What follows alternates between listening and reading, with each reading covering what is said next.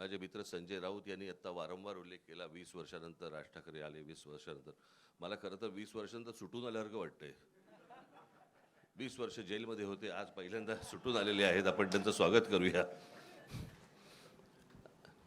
आज मी खूप वर्षानंतर शिवसेना भवनमध्ये आलो.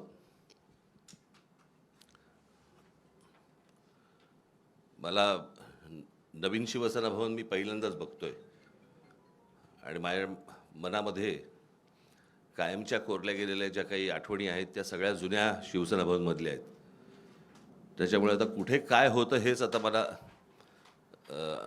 आता समजत नाही आहे किंवा कळत नाही आहे. पण जुन्या शिवसेना भवनमधल्या आठवणी या खूप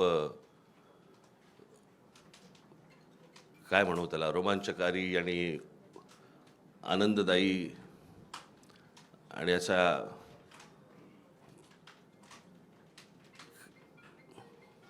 त्या आठवणींना मी तुमच्यावर जर बसलो तर इतक्या गोष्टी मला तुम्हाला सांगता येतील पूर्वीपासूनच्या.